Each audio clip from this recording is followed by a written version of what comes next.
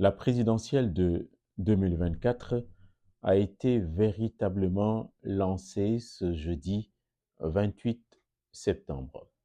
Le chef de l'État a en effet demandé à son garde des Sceaux d'examiner les possibilités d'amnistie des personnes ayant perdu leur droit de vote. C'est un tournant, une redistribution de cartes comme à la belote.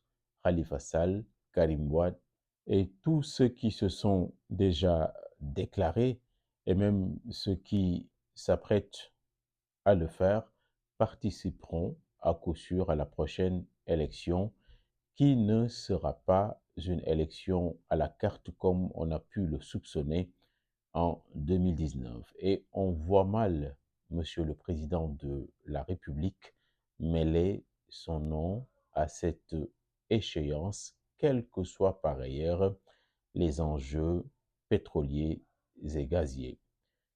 Macky Sall semble plutôt faire ses adieux et c'est une lucidité, une clairvoyance.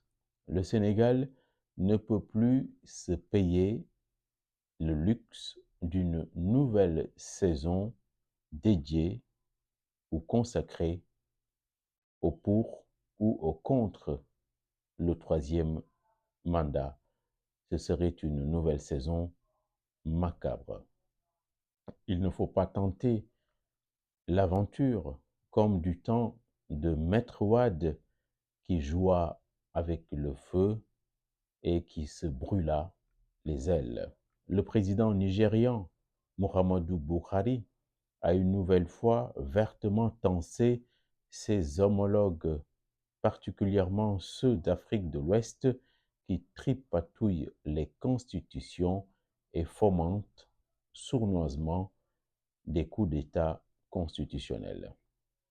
Macky Sall a fait du mieux qu'il a pu. Il a une bonne étoile.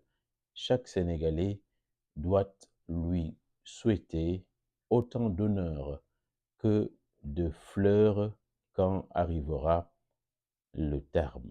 Avec Khalifa Sall et Karim Wade, il était allé trop loin pour sécuriser et gagner un second mandat sur un plateau d'argent.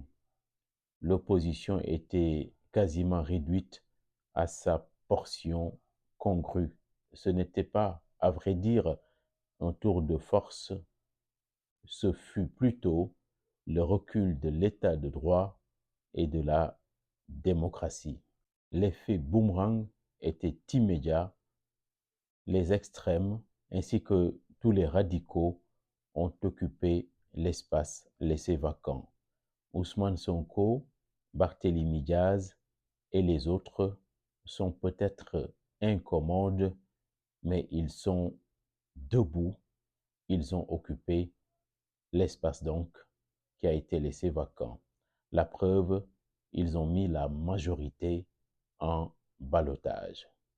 Aminata Touré, Mimi, a été elle aussi implacable avec les opposants dans la traque des biens supposés mal acquis.